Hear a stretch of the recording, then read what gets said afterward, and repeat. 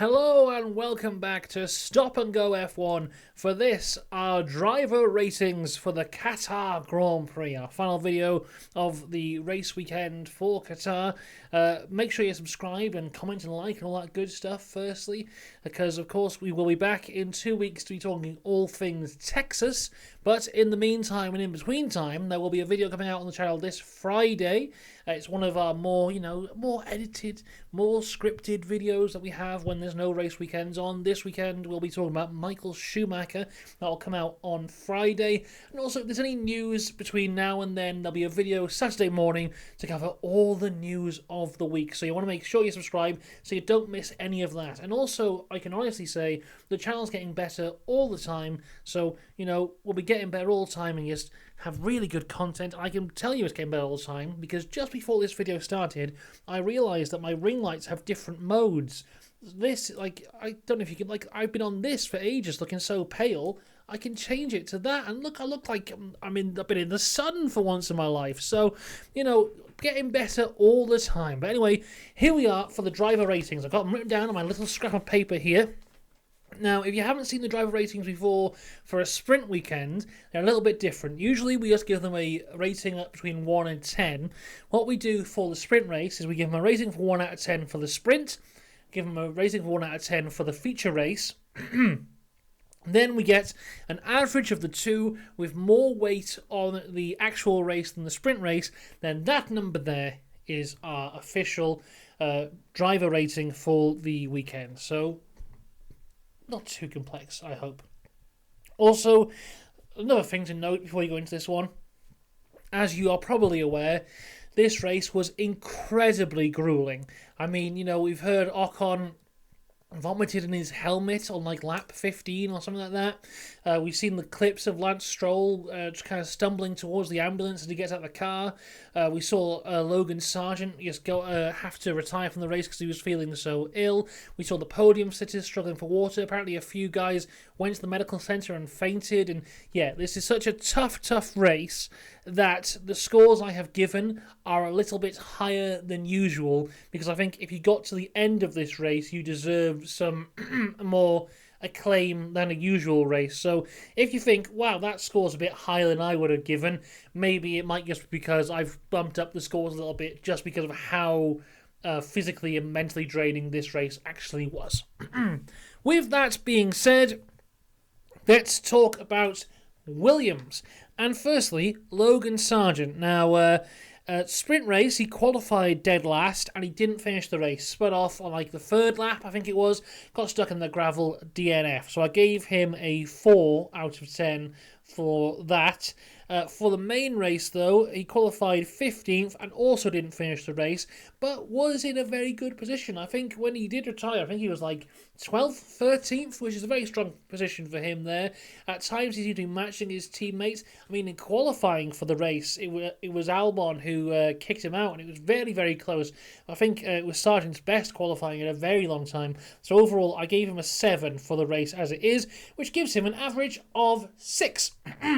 Across to Albon, though, sprint race, he qualifies 17th, and in the race itself finishes 7th. Absolutely incredible, making up 10 places in the sprint. I think he massively benefited from being on the medium tyre, but a lot of guys were on the medium tyre and didn't do as well as he did. So 10 out of 10 for him in the sprint race. Fantastic results. Getting the it was not the final points place, was it? It was 2 points he got in the sprint. Really good stuff for Albon. Very valuable points for the Williams team. Then in the main race, he qualified 13th, finished the race in 13th, and I've given him an 8 out of 10. So I still think he did fantastically well.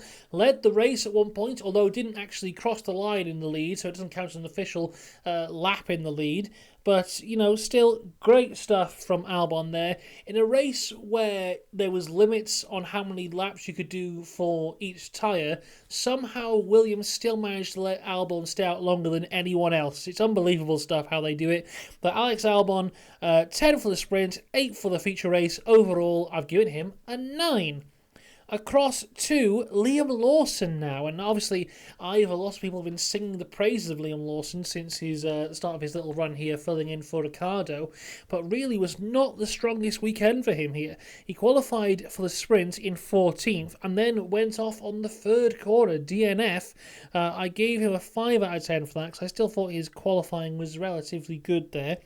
Then in the main race, he qualified 17th, finished the race in 17th, not showing his usual level, his usual standard, but of course an incredibly grueling race and on a very tough track which he'd never been to before. So overall, I'm going to give it a 7 for the race and a 6 overall for the weekend. Yuki Tsunoda, though, he qualified 18th in the sprint race and finished the race in 11th. So giving him a 9 out of 10 there. Great performance from Yuki. Then in the main race, he would start 11th and go backwards and finish 15th. I'm going to give him a 7. Overall, 8 out of 10. To the Haas's now, and this is the final race for this Haas. There's a brand new Haas coming in Texas, and I'm sure we're all very excited to see. Will it set its tyres on fire still? Hopefully not, especially if your name is Nico Hülkenberg, who had a fantastic performance in sprint qualifying, qualifying 7th, but didn't finish the race, got caught up in that altercation between Ocon and Perez. It was actually between him and Ocon, wasn't it? And Perez kind of got around the outside, but yeah, nothing Nico could do there, really. Was in some good positions. I don't know if he would have got points or not, but still a great performance from Nico Hülkenberg, getting that Haas into places it shouldn't be. Nico Hülkenberg, I've given him a 7 out of 10 for the sprint, and then in the main race, he started 14th, finished the race in 16th, giving him a 7 there as well. So overall, it's a 7. Across to Kevin Magnussen, qualified 19th for the sprint, finished it in 13th, made up some good positions. I've given him an 8 out of 10 for the sprint. And then for the main race for Magnussen, he qualified 18th, finished the race in 14th. So some good positions gained there in a Haas that, even limited to 18 laps, was still burning its tyres. So I gave him a 9 for the main race, which is a 9 overall for Kevin Magnussen. Across to Aston now, and Lance Stroll qualifies 16th for the sprint, finishes the race in 15th. I gave him a 4 out of 10 for that. Not a great performance at all for Stroll in the sprint. In the main race, though, he would do better. Once again, qualifying quite out of position with a 16th place. Would finish the race in 11th, so some good positions gained. He was really, really struggling, saying in the interview afterwards how he was struggling to see. And because these curbs had been extended with paint, when they would run over the curbs of the car, they couldn't feel the vibrations of the curb. So he really had no idea where he was at any time. He also said that due to the dehydration, he couldn't remember the last 15, 20 laps. It sounds like really quite scary stuff for Lance there. I've given him an 8 out of 10 for the main race. I thought he did awfully well with the conditions and how he described it. Overall, though, taking the average of the two, it is a 7 out of 10 for Lance. Fernando Alonso, sprint race qualifying 9th, finished the sprint race in 8th. One of the guys who went onto the soft tyres had a very good start, but then would fall back. Overall, I gave him an 8 out of 10 for that. I thought it was a good performance. Then in the main race, he qualified 4th and would end up going backwards to 6th. His seat was on fire at one point. He had that big off in the gravel, but managed to make it stick. He did get a reprimand for that, but no penalty. I gave him a 9 out of 10 overall for the race, which gives him an average of 9. Across to Alfa Romeo, and a fantastic weekend, it has to be said, for the Alfa Romeo lads.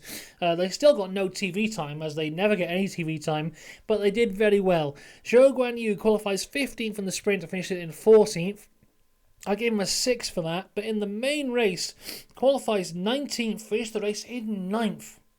Fantastic performance from Zhou Guanyu there. I gave him a 10 out of 10, gives him an average of a 9. For Bottas, though, in the sprint, he'd qualify 13th and finish in 10th. I gave him a 10 out of 10 for that performance in the sprint. Thought that was really good. Then in the race, he qualified 9th and finished 8th, and another 10 for Valtteri Bottas, which is an average of a 10. Really, really quite impressive stuff from Bottas this weekend. It seemed like in every session he was on it. Really great stuff. Right, McLaren. They had a good weekend as well. Oscar Piastri. Sprint race, pole, sprint race, win. 10 out of 10. And in the main race, he qualifies 6th. He massively benefits from the Mercedes kerfuffle and just goes right through into P2, and that's where he would finish the race in P2. So another 10 out of 10 for the race, which is an average for Oscar Piastri of a 10 out of 10. Across to Lando Norris, he would qualify for the sprint race in 2nd and would end up finishing it in 3rd, being beaten by Max Verstappen, but still a great performance from Lando. I gave him a 9 out of 10 for that. Then in the main race, he would qualify 10th, and that was because his lap time got deleted, and would finish on the podium P3. Yes, again, a great performance from Lando, 10 out of 10 in the race, overall a 10. Right. Across to Alpine and Pierre Gasly, who started sprint in 11th and then would finish it in 9th. I gave him an 8 for that, for it was very good. Then in the main race would qualify 7th and would go backwards and would eventually finish in 12th. So I gave him a 7 for that main race. He also picked up quite a few penalties as well. So an average of a 7 out of 10 for Gasly. For Ocon, he had a sprint race qualifying 10th, then didn't finish the race. I gave him a 6 for that. I think that incident between him and Hülkenberg and Perez was very much just a racing incident. I mean, you could point the blame at Ocon, but not massively, so I don't think it's just one of those things. I don't want to mark him down too much for that. So 6 for that. And in the main race, he'd qualify 8th and finished in 7th. Thought it was a great job from him. 9 out of 10 to give an average of an 8. Now, to Mercedes, and this is really a tale of two halves here, because George Russell, he qualifies 4th for the sprint and finishes the sprint in 4th. He was the leading guy on the softs, leading the race at one point, but as those softs would fall off, he would go back. To keep 4th, I thought was still very good, so I gave him a 9 for that. Then in the main race, qualifies 2nd, starts well, gets hit by his teammate, goes to the back, has to fight through the pack multiple times, and still finishes 4th. For me, George Russell was the driver of the day on Sunday. I thought he was absolutely fantastic. And really, if that incident hadn't happened at the start, could he have possibly had the pace to win? I thought he was fantastic. So I gave him a 10 out of 10 for the feature race, which gives him a 10 overall.